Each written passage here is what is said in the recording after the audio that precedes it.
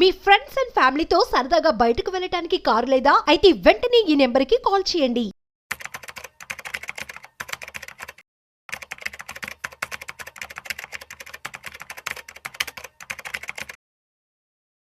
నమస్తే, నేను జీవి సత్యనారాయణ. ఇప్పుడు మ్యూచువల్ ఫండ్స్లో కొన్ని రూల్స్ చేంజ్ అవుతున్నాయి. అవి దాని మీద ఇప్పుడు మీకు అయితే ఇప్పుడు మనం జనవరిలో ఉన్నాం. మార్చి 1 నుంచి నామినీకి సంబంధించిన ఏదైతే ఇన్ఫర్మేషన్ ఉందో అది కొత్తగా నిబంధనలను చెప్పడం జరిగింది.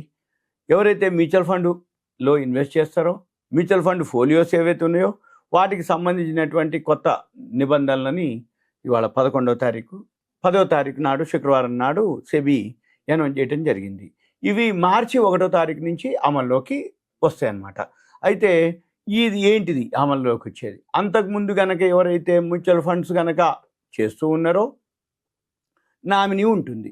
ఈ నామినీ వల్ల ఏమవుతుంది అంటే, ఎప్పుడైనా కానీ నామినీ అనేది భర్తకి భార్య, భార్యకు భర్త, భర్త భార్య ఇద్దరు, అంటే ఒకళ్ళకొకళ్ళు, లేదు పిల్లలు, కొడుకు కోడలు, మనవడు మనవరాలు, మేజరు, లేదు ఇక వాళ్ళ బిడ్డ కానీ అల్లుడు కానీ, ఇప్పుడు కొడుకులు లేకపోతే బిడ్డ కానీ అల్లుడు కానీ, వాళ్ళ పేరు మీద ఎవరి పేరు మీదైనా నామినీ కనుక ఉండి ఉన్నదనుకో ఓకే.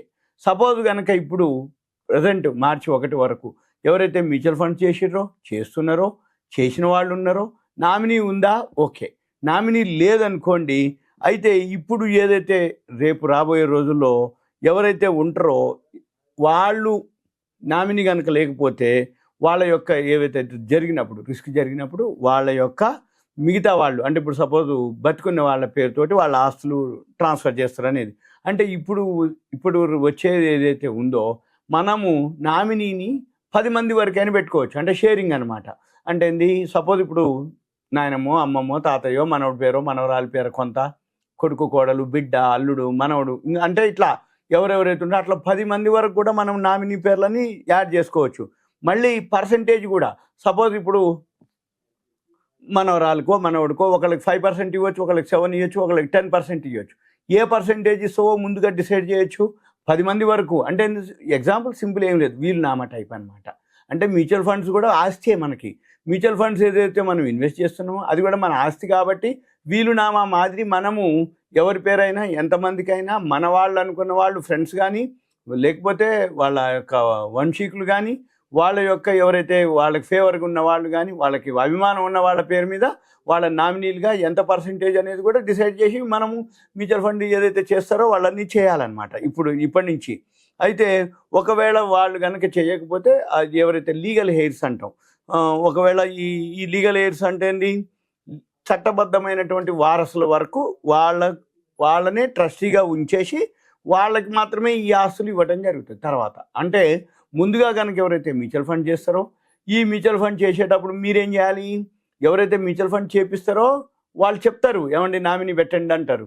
పర్లేదులేండి అని అన్నారు అనుకోండి, సర్లేండి అంటారు వాళ్ళు. మనం అలా అనకుండా మనం ఏం చేయాలి, ఓకే నామినీ పెట్టండి, ఇగో ఈ పేరుతో ఇంత, వీళ్ళకింత పర్సంటేజ్ అని మీరు ముందు లేదంటే ఒక రోజు టైం తీసుకోండి, 2 రోజులు టైం తీసుకోండి, ఎవరెవరికి ఎంత షేరింగ్ ఇవ్వాలనేది. కాకపోతే ముందేంటి, ఎవరైతే చేపిస్తుంటారో వాళ్ళు ఇవన్నీ చెప్పాలి. ఒకవేళ చెప్పకపోయినా మీరు అడగాలి, ఏమని, నామినీ నేను ఇంత వీళ్ళకి ఇస్తాను ఇంత ఇస్తానని మీరు కనుక చెప్పినట్టయితే దాంట్లో మెన్షన్ చేయడం జరుగుతుంది. ఆ ప్రకారం ఆ ప్రోరేటాలోనే జరుగుతుంది.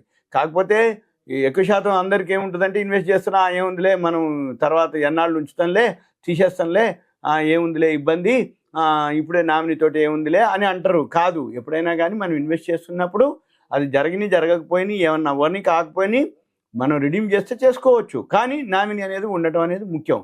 డిమాట్ అకౌంట్ ఉన్నప్పుడు కంపల్సరీగా నామినీ ఉండటం అనేది ఉత్తమం. ఆ నామినీని కూడా ఎవరెవరికి ఇద్దాం అనుకునేది కూడా మీరు ముందు డిసైడ్ చేసుకోవచ్చు. ఇది ఒకవేళ ఏం లేదనుకోండి, ఎవరైతే ట్రస్టీ ఉంటారో వాళ్ళకు వస్తాయి అన్నమాట, అంటే లీగల్ ఎయిడ్స్కి అనమాట. అయితే ఒకవేళ నామినీ కనుక చేంజ్ చేసుకోవాలనుకుంటే చేసుకోవచ్చు కూడా మనం. ఏది మామూలుగా ఇప్పుడు సపోజ్ ఫస్ట్ అకౌంట్ ఓపెన్ చేసినప్పుడు పెడతారు, తర్వాత గుర్తొచ్చి నేను ఇంత అంత అన్నారు అనుకుంటే మార్చుకోవచ్చు. దానికి ఏం లేదనమాట. దాంట్లో కూడా మార్పులు చేర్పులు చేసుకోవచ్చు. అయితే అఫిడవిట్ లాంటివి ఏమి ఉండవు, సింపుల్గా సిస్టంలోనే మనము మార్పులు చేర్పులు చేసేసుకోవచ్చు ఇదంతా కూడా.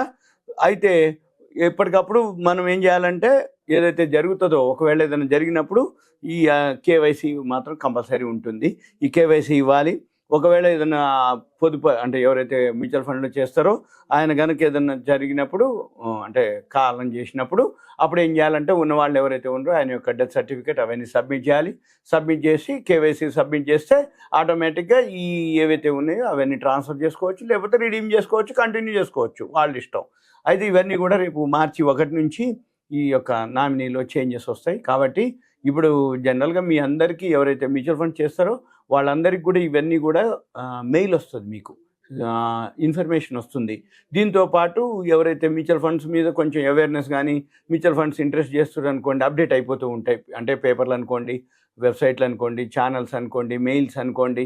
ఇప్పుడు డిజిటల్ బాగా అడ్వాన్స్ అయిపోయింది కాబట్టి మీకు అటువంటి ఇబ్బంది ఏం లేదు. కాకపోతే నేను నా తరపు నుంచి మీకు ఒక ఇన్ఫర్మేషన్ ఇస్తున్నా. మార్చి 1 నుంచి మ్యూచువల్ ఫండ్స్లో నామినీ చేంజెస్ ఉన్నాయి. ఇప్పుడు ఒకవేళ ఆల్రెడీ చేసి ఉంటే ఏం లేదు, చేయకపోతే మీరు చేసుకోవచ్చు. ఇదంతా కూడా ఒక ఇన్ఫర్మేషన్ మాత్రమే. Thank you. సెలవు.